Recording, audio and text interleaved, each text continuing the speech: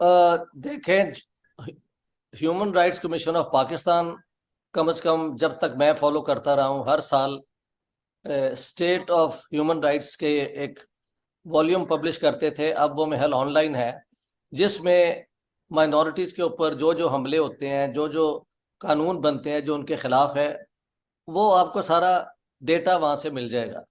और उन्होंने और बाकी लोगों का कि ये है कि जो पाकिस्तान के हिंदू हैं, वो almost all of them are in Sindh province. बहुत इक्का दुक्का आपको ये मिल जाएंगे लाहौर में, या पिंड दादन खान में मैंने सुना है एक फैमिली है, एक एक दो दो।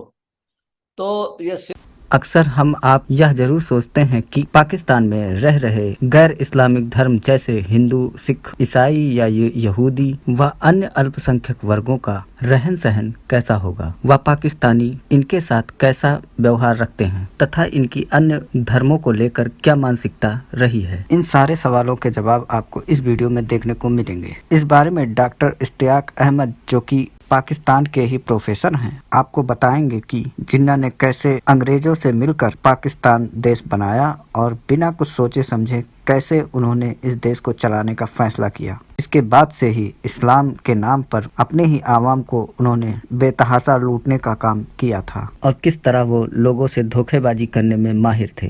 और वही कल्चर आज भी पाकिस्तान में चल रहा है और किस तरह से अल्पसंख्यकों को आज भी वहाँ प्रताड़ित किया जा रहा है। इस इंटरव्यू से मुझे लगता है कि जो लोग पाकिस्तान को इनोसेंट समझ रहे हैं और उसको गरीब मुल्क बताकर उस पर दया कर रहे हैं, दान कर रहे हैं, उनकी आंखें खुल जाएंगी। डॉक्टर इश्तियाक साहब ने इस बारे में कई सारी किताबें भी लिख रखी हैं, जिसको यदि पढ़ा जाए तो उसमें पाकिस्तान की सारी सच्चाई सामने आ जाएगी, ऐसा वो इस इंटरव्यू में बता रहे हैं। उनका यह भी कहना है कि पाकिस्तान की सरकार केवल अल्पसंख्यकों के लिए ही नहीं बल्कि उनके खुद के लोगों पर भी जुल्म ढाने में कोई कमी छोड़ती नहीं है। अब तक जितनी भी सरकारें पाकिस्तान में रही हैं, उनका सिर्फ एक ही मकसद था कि कैसे आवाम को लूटा जाए और अपनी झोलियां भरी जाएं। इसलिए वहाँ की सोच किसी एक मकसद पर खरी नहीं उतर रही है। वह यह भी बता रहे हैं कि कैसे जिन्ना एक सिर्फ लॉयर था और मौके का फायदा उठाना उसे बखूबी आता था। उसकी ही तरह वहाँ की सारी सरकारें सोच रखती हैं और आवाम को सिर्फ लूटने और प्रताड़ित करने का ही काम करती हैं और सत्ता में बैठे लोगों को आराम पहुँचा रही हैं। आइए देखते हैं पूरा वीडियो। पसंद आए तो लाइक और चैनल को सब्सक्राइब करना न भूलें। सिंध के अंदर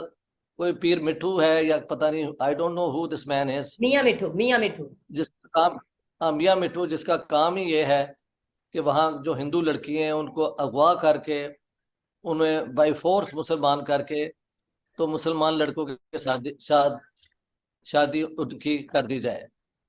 जो मैंने सुना है कि कि बिलावल भुट्टो साहब शायद कोई कानून ला रहे हैं इसके खिलाफ। क्या वो कानून आया है या नहीं, या ये सिर्फ एक खबर थी, इस पे मैं कुछ कह नहीं सकता क्योंकि मैं पाकिस्तान के बाहर हूँ। लेकिन ना सिर्फ पाकिस्तान में हिंदुओं के साथ बुरा सलूक होता है, हमारी जो क्रिश्चियन कम्युनिटी है, एक कमज़ोर कम्युनिटी है लार्जली, उनके साथ भी बहुत गैर इंसानी बर्ताव होता है। और फिर वो एक ग्रुप है अहमदी या कादियानी, जिनके ऊपर भी हमले हम आम सुनते रहे हैं। हज़ारा शिया हैं जिनके ऊपर भी हमले होते रहते हैं।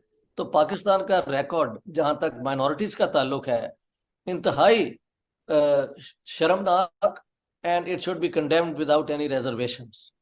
हिंदू लड़कों को फिर कन्वर्ट करने के बाद मुसलमान लड़की देना कोई इतना आसान नहीं ना होगा, लेकिन हिंदू लड़की को पकड़ के मुसलमान करके किसी मुसलमान के साथ ब्याह देना, तो वो तो उनके वो है कि जन्नत में उन्होंने 10 और घर बना लिए हैं। इस किस्म की सोच है। शो की कि पाकिस्तान विदाउट विजन, एक सोच के ये कैसा मुल्क होगा, तो बनाया ही नहीं गया।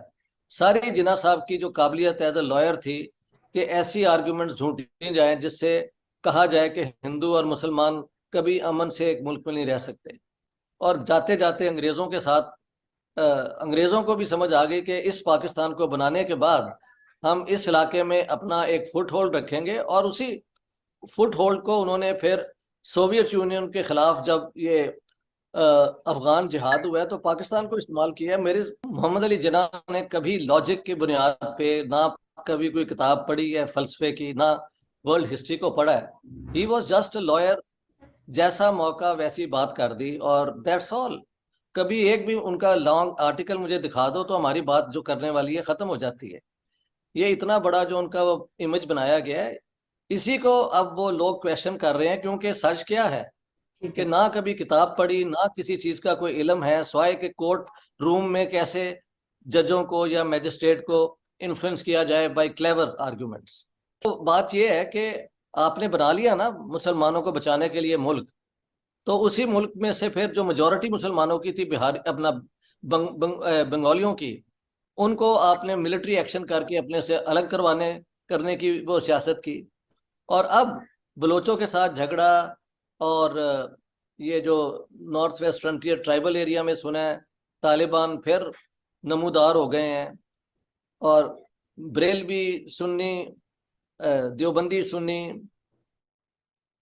बड़ा पहले दिन से है। तो कौन सा वो मुसलमान उम्मा थी जिसके अंदर मोहब्बत और सॉलिडेरिटी थी? पहले दिन से नहीं थी।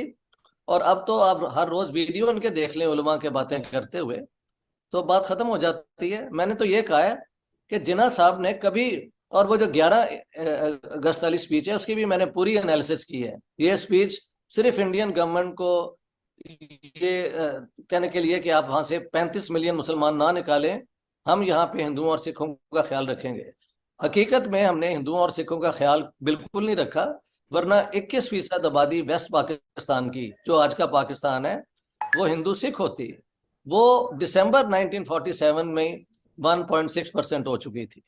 तो ये है हकीकत पाकिस्तान की। ब्लास्फेमी लॉ और ये हदूद लॉज, यार ये 20वीं 21वीं सदी के तकाजों के मुताबिक आप एक मेडिवल सोच वापस लेके आ रहे हैं। आपने अपनी सोसाइटी का, अपने लोगों का सत्यानाश किया है, और इस्लाम का नाम लेके जो लूट मार हमारे यहाँ पे एस्टेब्लिशमेंट इंक्लूडेड सब ने की है। लोग कहते हैं कि जी अगर IMF की लोन मिलेगी तो आप देखेंगे दुबई के अंदर प्रॉपर्टीज के रेट बढ़ जाएंगे। ये तो आम बातें मैं सुन रहा हूँ सारी दुनिया के अंदर।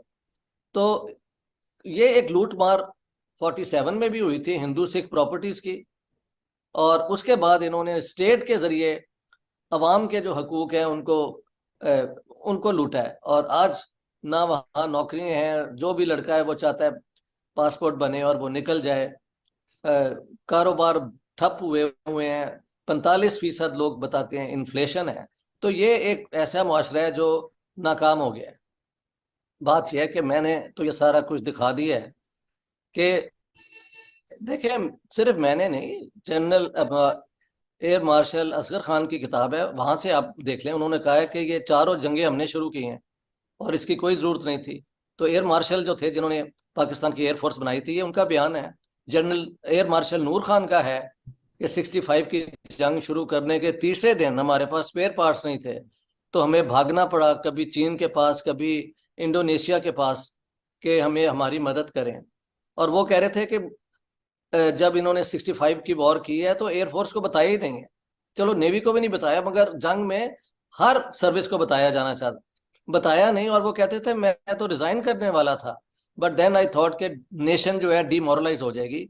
इनकी जो कोताही कह लें, इनकी जो बैड, वो मैं कहता हूँ पाकिस्तानी पॉलिटिशियंस स्ट्रेटेजिक थिंकिंग नहीं करते, they are tactically clever. Kargil कर दिया, वेरी क्लेवर टैक्टिक। बाद में उसको डिप्लोमेटिकली पॉलिटिकली कैसे हैंडल करना है, कोई पॉलिसी नहीं है। और आखिर में जाके नवाज शरीफ को मिन्नतें करनी पड़ी बिल क्लिंटन की कि हमारी जो सीज फायर करवा दें और जंग खत्म करवा दें।